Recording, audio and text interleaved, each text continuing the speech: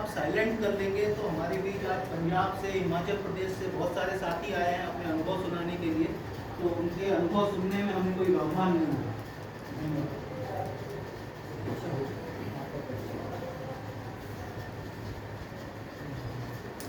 नमस्कार, मैं जुनैद खान हूँ, SPWD उदयपुर से मैं बिलोंग करता हूँ और हमारी संस्था 11 स्टेट्स में काम करती रही है प्रतिभूमि विकास। मैं सोच रही थी एक बार धन्यवाद कर दे जो हमारे साथ सरपंच जुड़े हैं बाड़मेर से, ये दोनों किसान भाई जुड़े हैं सीकर से, और KVK से हमारे साथ योगेश जी जुड़े हैं प्रतापगढ़ से। वो लोग इतना ट्रैवल करके हमारे साथ जुड़े हैं, उसके लिए थैंक यू। राजस्थान से है, गुजरात का अनुभव रखने वाले भी हैं। तो आज का दिन और ये जो देवाशीष जी ने कहा और कुछ साथियों ने कहा कि ये एक गठबंधन की आवश्यकता है, एक कोएलिशन की जो पहल हो रही है वो राजस्थान में नेचुरल फार्मिंग को के महत्व को समझने और उसको बढ़ावा देने के लिए है। तो हम आज के दिन इसके ऊपर बातचीत करेंगे और सरकार कैसे राजस्थान को नेचुरल फार्मिंग, जैविक कृषि राज्य घोषित करे, इसके ऊपर भी कुछ बात करेंगे। हमारा आगे का एजेंडा फॉलोअप इसके ऊपर हम कुछ लेंगे। तो हमारे बीच में सुखदेव जी हैं। सुखदेव जी से हम आज सुनना चाहेंगे 20 मिनट का समय के लिए कि आप हमें नेचुरल फार्मिंग का महत्व और उसका आज के परिप्रेक्ष्य में वो किस रूप में आगे संभव है हो सकती है, उसके ऊपर हम सुखदेव जी से सुनेंगे। तो बहुत बहुत धन्यवाद सुखदेव जी, आप आए, समय दे रहे हैं। आप नेचुरल फार्मिंग और जैविक कृषि के ऊपर अपनी कुछ बात हमें मार्गदर्शन प्रदान करें।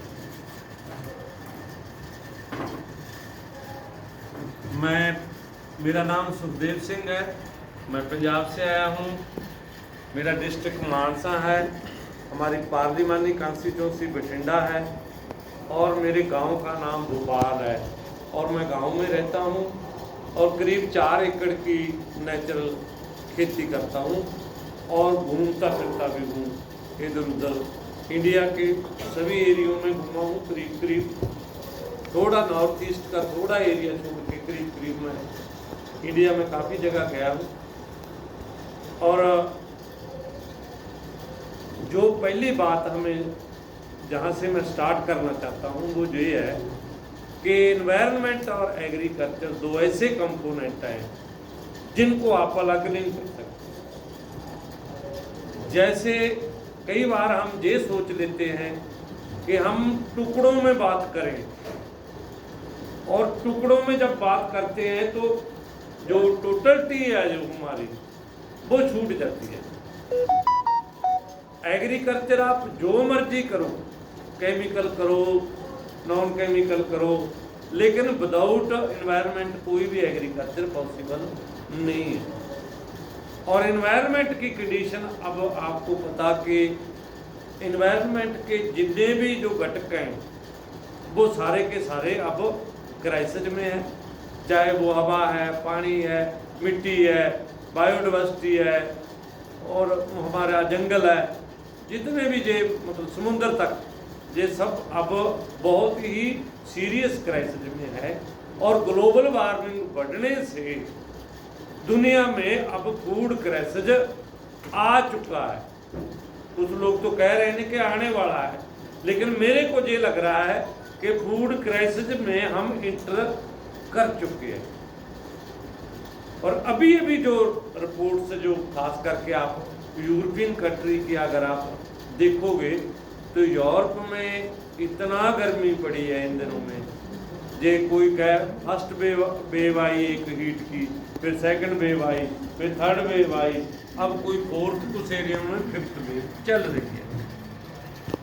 और उससे क्या हो रहा है कि जैसे फ्रांस का तो कंडीशन इतना खराब हो गया है कि उनकी क्रॉप करीब जल गई है टेम्परेचर बढ़ने से। पहली बार आके लंदन का टेम्परेचर 40.3 डिग्री सेंटीग्रेड चला गया। इस करके ग्लोबल वार्मिंग के इस क्राइसिस में, जब पूरा एनवायरनमेंट क्राइसिस में है, तो एग्रीकल्चर का क्राइसिस में होना नेचुरल है, क्योंकि ये कोई इंडस्ट्री तो नहीं है कि आप इसको कमरे के अंदर कर लोगे। ये तो एक नेचुरल प्रोसेस है हमारी एग्रीकल्चर का। एक बात तो ये है कि हमें इन्वायरमेंट और एग्रीकल्चर को जोड़ के देखने की ज़रूरत है, इसको हम अलग थलग नहीं कर सकते। दूसरी बात ये है कि क्या हम कैसी एग्रीकल्चर करें कि जिससे इन्वायरमेंट को भी फायदा हो और ह्यूमनिटी को भी फायदा हो, और वो एग्रीकल्चर सस्टेन करने वाली भी हो, जिसको हम केमिकल एग्रीकल्चर कहते हैं या उसको कारपोरेट एग्रीकल्चर कहते हैं। वो क्यों कहते हैं कारपोरेट एग्रीकल्चर, क्यों कहते हैं? वो इसलिए कहते हैं कि जितने भी इनपुट्स हैं वो सारे के सारे कारपोरेट से ही आते हैं। अगर बीज लेना है तो कंपनी देगी, वो कंपनी मनसेंट हो सकती है, बैर हो सकती है, कोई दूसरी तीसरी कोई भी मल्टीनेशनल कंपनी, कारगिल भी हो सकती है। और बीज के बाद जो खाद लोगे वो देंगे, जो कीटनाशक लोगे, पेस्टिसाइड लो, इंसेक्टिसाइड लो, वीडिसाइड लो, उसके लिए जो आपको मशीनरी चाहिए, टेक्नोलॉजी चाहिए, वो भी उनके पास है। और वो जब आप ट्रैक्टर और टेक्नोलॉजी चलाओगे तो उसके लिए जो ईंधन चाहिए, चाहे वो डीजल है, चाहे पेट्रोल आता है, नेचुरल गैस है, वो भी उनके पास है। हमारे पास क्या है? फार्मर के पास तो सिर्फ अभी तक ज़मीन बची है जिसको खोने की ट्राई हो रही है। क्योंकि खोने की ट्राई इस करके हो रही है, ये जो 3 ला आए थे, ये ज़मीन खोने का ही एक तरीका था कि क्योंकि वो ये सोचते हैं कि ये जो लॉट है हमारे वाला फार्मर लॉट, ये तो बैकवर्ड लॉट है और इनको इतनी बढ़िया चीज़ क्यों दे रखी है? सारी की सारी खेती है जो वो तो कंपनी को देनी चाहिए ताकि वो प्रोडक्टिविटी को बढ़ा दे, ये कर दे, वो कर दे, सब लोगों को जॉब भी दे देगी, ये कर देगी। मतलब ऐसी बातें वो कर रहे हैं। तो कैसी मतलब खेती हो उसके बारे में हमारा मानना ये है, क्योंकि पंजाब ने पूरा एक्सपीरियंस करने के बाद, जैसे कहते हैं ना कि मछली पत्थर चटे ही, अब हमारे वाली हम कहाँ आ गए, दोबारा फिर नेचुरल एग्रीकल्चर पे आ गए। और हमारा पंजाब का कुछ एरिया, थोड़ा आपका राजस्थान का गंगानगर वाला कुछ एरिया जो सरदारों की बेल्ट है करीब करीब, मैं क्लियर कट बताता हूँ इसको, कोई आप वो सांप्रदायिक तरीके से नहीं लेना। और उधर से पाकिस्तानी पंजाब का एरिया जो लाहौर का एरिया है और ख़ास करके पंजाबी स्पीकिंग एरिया है, दोनों पंजाब वालों ने एक नया मॉडल डेवलप किया है एग्रीकल्चर का, जिसको पिकनिक कहते हैं। पिकनिक का मतलब पायेदार कुदरती निजामे काश्तकारी, उसका नाम है पूरा, पायेदार कुदरती निजामे काश्तकारी, जिसमें इस मॉडल में ये दावा है कि आपने खेत से बाहर की कोई भी चीज आपको अपने खेत में नहीं डालनी। कोई जैसे आप खाद बनाएंगे, ये करेंगे, हमारा छुटकारा सबका से हो गया है और उसमें कॉस्ट ऑफ प्रोडक्शन भी बहुत कम हो गई है। और उसमें पेस्टिसाइड की कोई जरूरत नहीं है। पेस्टिसाइड की जरूरत इसलिए नहीं है कि अगर आपका जो प्लांट है उसके लीव्स का ब्रिक्स लेवल आ जो वो 8 से 12.5 तक चला जाता है साइंस के मुताबिक। वो ब्रिक्स लेवल क्या है, अगर आप बाद में मेरे से पूछना हो तो मैं आपको बता दूंगा। उस पे 12 पॉइंट वाले ब्रिक्स लेवल पे कोई भी इंसेक्ट जो आएगा वो उसका नुकसान नहीं कर पाएगा। ब्रिक्स लेवल को और सबके शब्दों में हम ये कहें आपके सामने कि पौधे का ग्लूकोज लेवल क्या है, शुगर लेवल क्या है, समझने के लिए है। साइंस की भाषा में नहीं है, साइंस की भाषा में ब्रिक्स लेवल ही है कि उसमें कितना वो शुगर है। और कोई भी जो इंसेक्ट आता है तो जो 12 वाले लेवल शुगर लेवल वाले को खाता है तो उसका शुगर लेवल खुद का बढ़ जाता है उस इंसेक्ट का, और वो या तो टुल्लों के प्यार रहता है या वो मर जाता है, प्लांट का नुकसान नहीं कर सकता। ये साइंस हमें समझ में आ चुकी है। तो अब मैं जल्दी में आपको उसका थोड़ा तरीकाकार बताता हूँ कि पंजाब में हम कैसे कर रहे हैं। जैसे हमारे पंजाब में तो देखो बिल्कुल मैदानी ज़मीन है, आपके जैसी ज़मीन नहीं है, लेकिन आपके जहाँ बिल्कुल पद्धर ज़मीन है उसके लिए एक मॉडल बनाया गया है। वो मॉडल ये है कि पहले आपकी ज़मीन को पद्धरा कर लो, जिसमें आप ये मॉडल लगाना। जैसे हमारे लेजर लेबर है पंजाब में, तो सारे लेजर लेबर लगा हुआ है, उसमें कहीं आपको इधर उधर का नहीं मिलेगा, वैसे ही लगा हुआ है कोई। लेकिन इसका ये है कि एक बार आप अपनी ज़मीन को लेवलिंग कर लो, पैरेलल कर लो उसको। उसके बाद उसका दूसरा जो काम करना है वो ये करना है कि हमारी ज़मीन के नीचे एक बहुत हार्ड सतह बन गई है, जो हमारी निचली मिट्टी को और ऊपरली मिट्टी को अलग अलग कर दिया उन्होंने।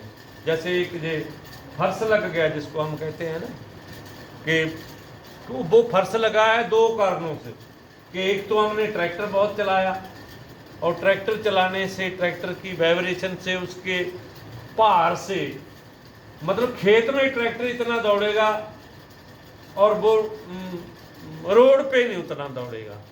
रोड पे खड्डा आ जाएगा, खेत में कोई खड्डा नहीं, इतना सख्त हो गया है हमारा खेत। इसलिए उसकी जो पहली रिक्वायरमेंट ये है कि आप लेवलिंग कर लो। दूसरी रिक्वायरमेंट ये है कि आप सिंगल हाड़, मतलब आप देखो कि आपका जो हार्ड पेन है कितना गहरा है, 18 इंच है, 20 इंच है, 22 इंच है, तो उसको एक बार आप सिंगल हाड़ 3-3 फुट इधर, यानी उसकी एक इधर निकाल दो, 3 फुट पे इधर निकाल दो, फिर 3-3 फुट से इधर निकाल के एक बार वो तोड़ दो। जब कोई सख्त चीज टूटती है तो उसमें क्रैक आ जाते हैं। बाकी सारे में अपने आप जो आप 3-3 फुट ऐसे करोगे तो उसके दरमियान वाला जो एरिया रहेगा उसमें क्रैक अपने आप आ जाएगा। वो हार्ड पेन आपका टूट गया। उससे ये है कि जो पानी की रिचार्जिंग पंजाब में नहीं हो रही, आप सुन रहे हो ना कि वाटर लेवल बहुत नीचे चला गया, उसकी वजह ये है कि हम निकाल ज़्यादा रहे हैं, रिचार्जिंग हो नहीं रही। रिचार्जिंग क्यों नहीं हो रही? कि वो एक ऐसी सतह बन गई है बहुत हार्ड, वो नीचे पानी को जानेगी। दूसरा काम हो गया उसका ये। तीसरा काम ये है कि आपने फिर बेड बनाना है। बेड प्लांटर से, ट्रैक्टर से बनाते हैं। उसमें बेड कैसे बनाना है कि ट्रैक्टर के टायर हैं जो, उसके दरमियान में जो जितना एरिया है, जैसे हमारे जो ट्रैक्टर हैं उसके दरमियान हमारे 42 इंच का बेड बन जाता है।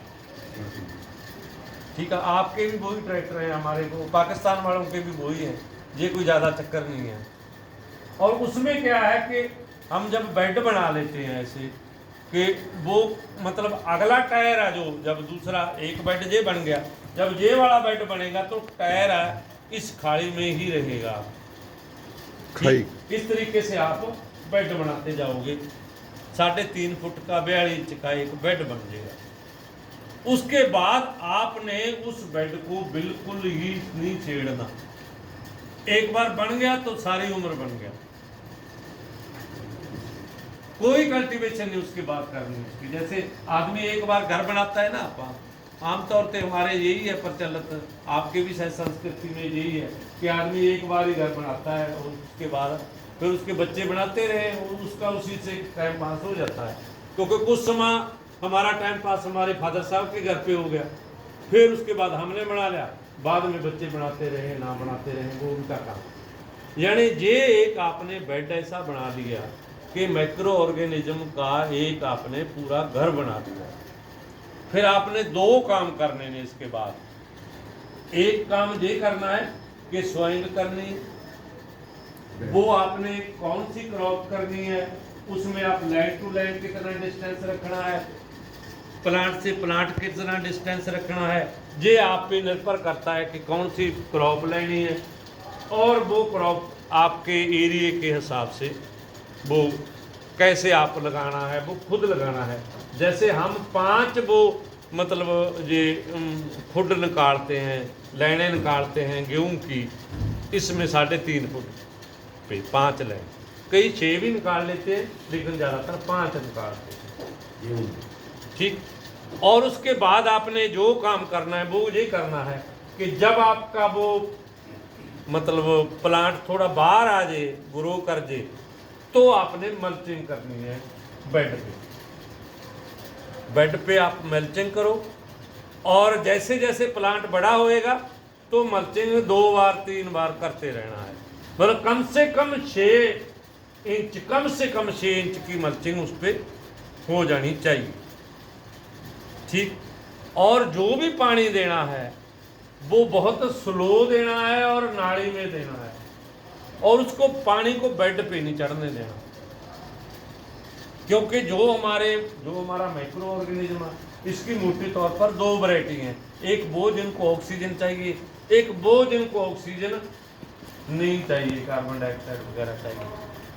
इसमें क्या होता है कि वो जो मल्चिंग करोगे आप, वो मल्चिंग प्लास्टिक की नहीं करनी, वो मल्चिंग आपने कोई भी आपके पास क्रॉप का जो बचा कुचा है, आपके पास पराड़ पड़ी है, आपके पास टांडी पड़ी है इसकी बाजरी की, और आपके पास कोई गूणा पड़ा है, इसका सरसों का पड़ा है, जहाँ अपना ग्वार का पड़ा है, जो भी आपके पास है वो उसकी मल्चिंग कर देनी है। और पानी बहुत स्लो देना है, क्योंकि हमारे समझ में ये आया है अब कि वनस्पति को पानी जहर के बराबर है। आप कहोगे शायद बेवकूफ़ों वाली बात करता है। वनस्पति पानी आदमी की तरह, पंछी की तरह, जानवर की तरह नहीं लेती। वनस्पति को प्लांट पानी कैसे लेता है कि जो जमीन की गर्मी से जो उसमें पानी गया है, उसमें जो वेपरेशन बनी है, जलवाष्प बने हैं, वो उसके रूट उसके जरिए पानी लेते हैं। इसलिए पौधे को पानी नहीं क्या चाहिए, नमी चाहिए, मॉइस्चर चाहिए।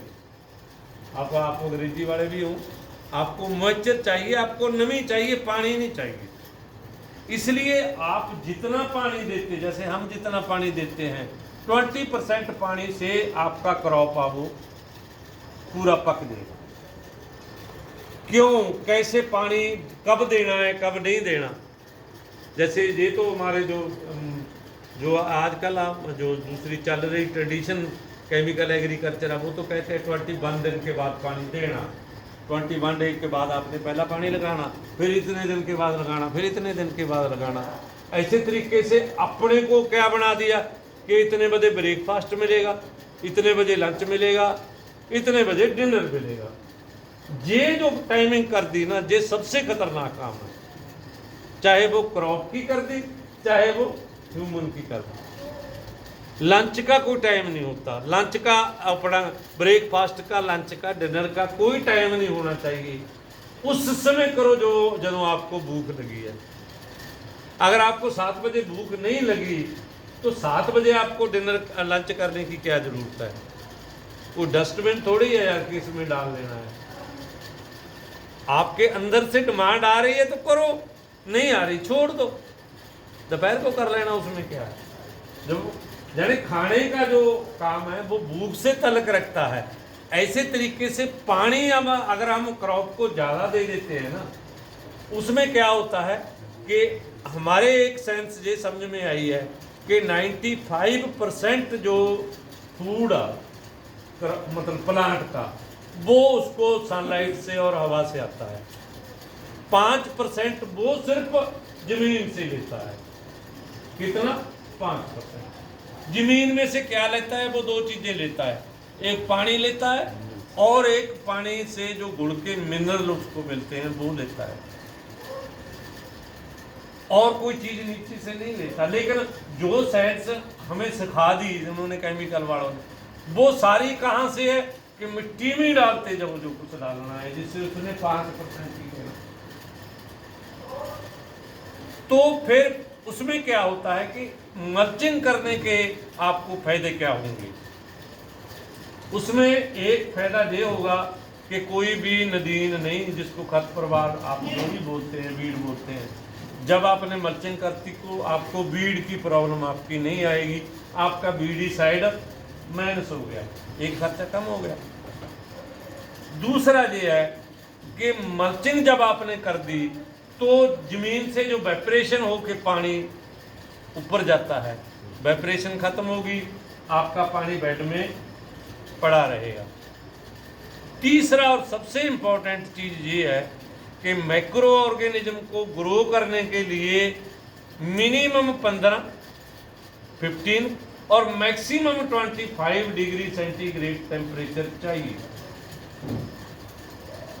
कितना? मिनिमम 15 और मैक्सिमम 25 डिग्री सेंटीग्रेड टेम्परेचर आपकी सॉइल का चाहिए।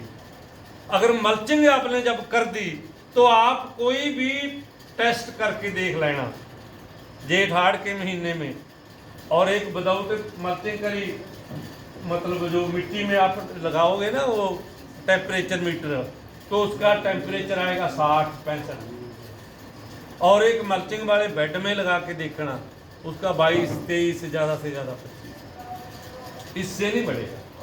उसका फायदा क्या होगा? उसका फायदा ये होगा कि ये टेम्परेचर ही है जहां माइक्रो ऑर्गेनिज्म बहुत तेजी से ग्रो करता है।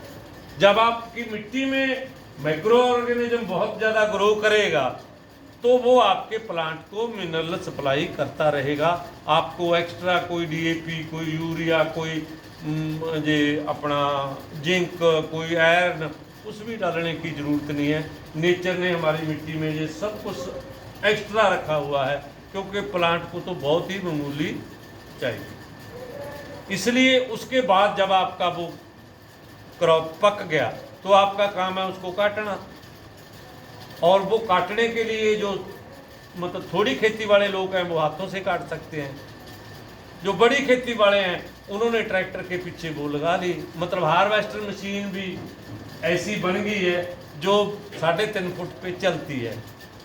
वो नालियों में चलेगी, बेड पे बिल्कुल ही नहीं उसको चढ़ने देना, और वो उसमें क्या हो जाएगा कि गेहूँ आपका आपके पल्ले आ जाएगा, और जो उसका वो अपना भूसा बचा उसकी मल्चिंग अपने आप होगी। एक बार मल्चिंग करने की प्रॉब्लम आती है, उसके बाद नहीं आती, क्योंकि फिर आपके पास क्रॉप आती गई और वो अपने आप मल्चिंग होती जाती है। इसके बाद आप कोई भी और नई फसल फिर लगाना है।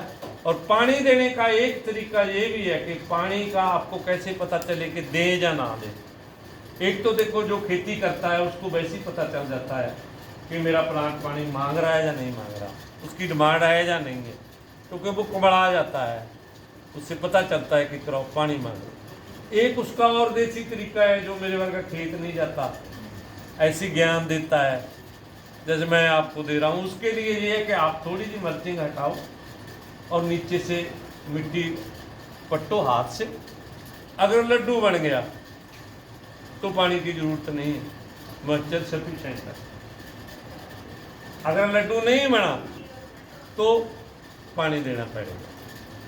और उसमें जो नालियां हैं उसको पानी बहुत स्लो स्पीड ना देना है, ताकि पानी हम वो पूरे के पूरे बेड के अंदर, क्योंकि 3.5 फीट की मतलब डिस्टेंस काफ़ी होता है, ताकि वो पूरा मतलब लास्ट तक मतलब 1.5 फुट ही बने, 1.25 फुट इधर पानी जाएगा, 1.25 फुट इधर जाएगा, कोई ज़्यादा प्रॉब्लम नहीं है।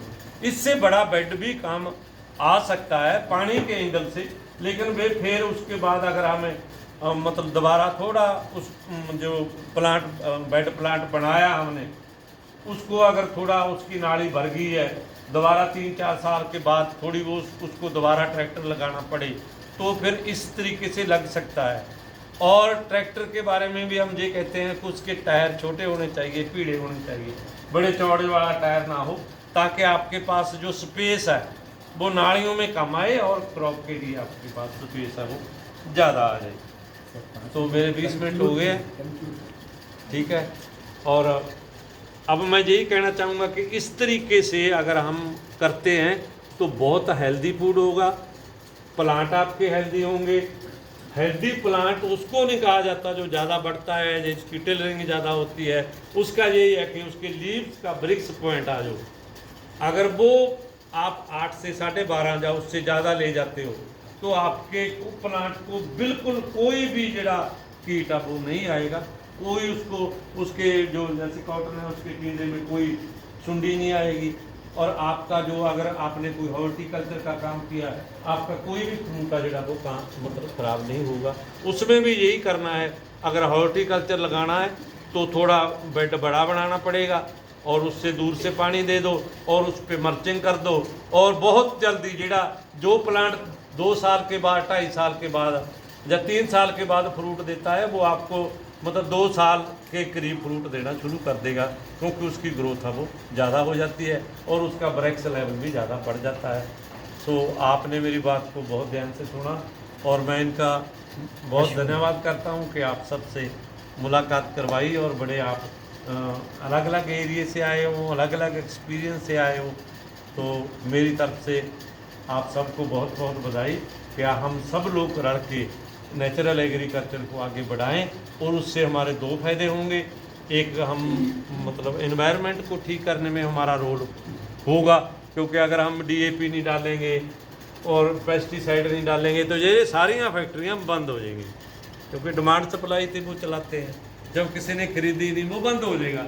इसलिए जितना भी वो एयर पोल्यूशन करते हैं, वाटर पोल्यूशन करते हैं, ज़मीन को पोल्यूट करते हैं, वो पोल्यूशन खत्म हो जाएगा। और दूसरा ये है कि हमारा पूरा वो हेल्दी होगा। और हमारा एक एक्सपीरियंस ये है कि हमने जो इस तरीके से गेहूँ उगाया है नेचुरल तरीके से, उसका जो प्रोटीन लेवल है वो मतलब 14 से भी ऊपर चला गया, जबकि जो हम दूसरा करते हैं उसका प्रोटीन लेवल किसी का भी 7.5 से ऊपर नहीं गया। इसलिए अगर आपको डबल प्रोटीन वाला गेहूँ मिलता है तो 4 रोटियां खा के मतलब ये फलाने का कोई फ़ायदा नहीं, 2 से उतना एनर्जी आपको मिलेगी। इसलिए हम हेल्दी भी रहेंगे, हमारी आने वाली जनरेशन भी हेल्दी रहेगी। अगर कोई भी सवाल हो तो बाद में मैं यही हूँ, कोई पर्सनली भी मेरे से कर सकता है। और कहीं अगर आप इधर से कोई बात अगर आपके बाद में आए तो कोई सवाल कलेक्ट कर लेना, बाद में मैं 5-7 मिनट के लिए मैं दोबारा आपके सामने हाजिर हो जाऊँगा। आपका बहुत बहुत धन्यवाद।